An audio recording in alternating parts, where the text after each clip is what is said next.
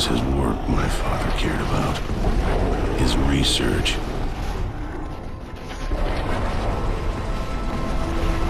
He tried to save his work. I tried to save him. Hello there, Sera from 17 once again, introducing you to my Gears of War 3 Insane Difficulty video walkthrough. This is Act 3, Chapter 3, Breakneck Run. And this is an on-rails driving section, but don't worry because it's pretty easy.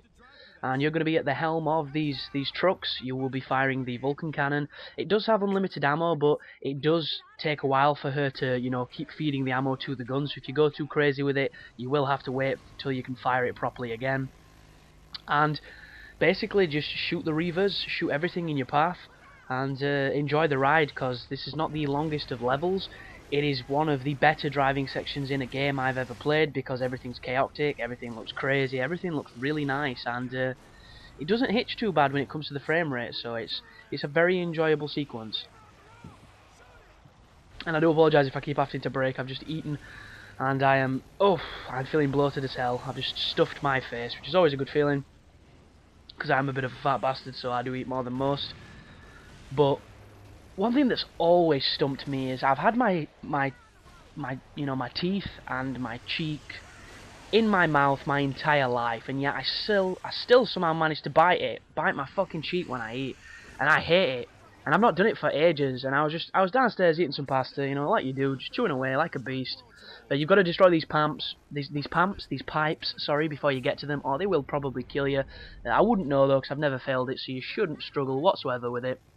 But I bit my cheek, and God did it kill. It's like I've got a crater in the inner workings of my face. It's ridiculous.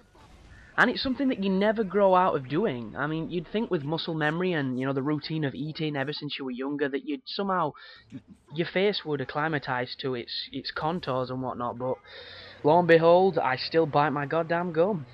So, moral of that story is, I don't know, eat slowly, maybe, eat less recklessly. Not that reckless eating is ever... Nobody died from reckless eating unless they were, morbidly obese and they died from indulgence. But this section here, you'll be shooting corpses on the ground. They get on the front of your car and you have to shoot them off. I assume they can kill you, but it's never happened, so it can't really be that much of a threat. The only time this could even get remotely hairy is the later on sections when you start getting the red cog on the screen a lot, because you're getting shot from all sorts of stuff. And it's one of those parts where there's so many enemies to shoot, there's probably a high chance that you could die, but if you get lucky, you shouldn't be seeing the checkpoint at all, because I got this entire thing done on one run. There were a few moments where I was like, oh god, I could probably be dying, but it never happened, and I think it's definitely a good thing. Because if anybody played the first Gears of War, when you had to drive the vehicle in that, I can't remember what it was called, I can't even remember, I'm not even going to try, but you had to shine your light on the krill, which were the night bats that would kill you if you were in the darkness, which were a fantastic enemy that they completely got rid of, for no reason. It was just like, oh yes, we did this bomb, it killed the krill, so yeah, that was an enemy you'll never see again, fuck them.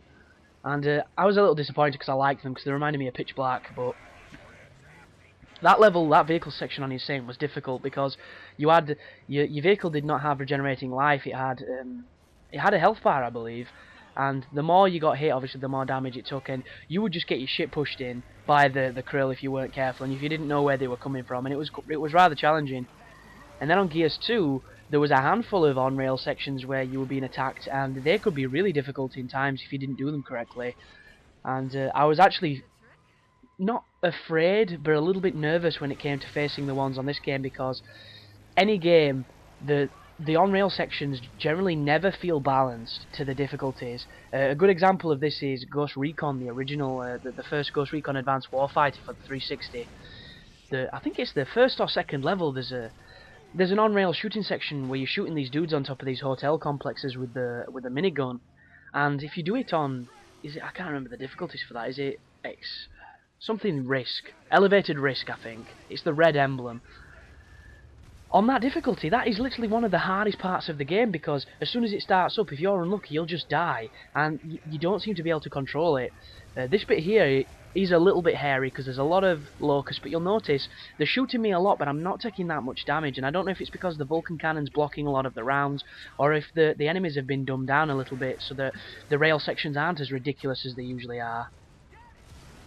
But yeah, just keep shooting dudes, keep prioritising the targets that are doing the most damage to you, just keep doing that Gears of War thing, and I'm pushing you way past it. Excuse me, fucking hell. Burping like a sinner. Whoa, goodness me. But earlier on I was watching a couple of the older commentaries that I've done, and I would definitely say to anybody that likes watching my stuff, who's, you know, invested in my channel and pretty much watches everything I do, to click on the date added tab on the video so that it flips it to the first videos I did and it puts them in descending order, and just listen to that commentary and just listen to this one in comparison to see how much more comfortable I am with the process of making the commentaries, and just how easier everything seems to have gotten as I've learnt through mistakes and I've, you know, got a better sounding mic and things. It's just, you know, leaps and bounds, and it's a really inspiring thing to see. It's super cool, and it just reminds you where you come from, and it's always a humbling fact, but it's always something that motivates you to keep on progressing, keep on, you know, elevating the quality of your work. But that's the end of the level, guys, so thanks for watching, and you take care now.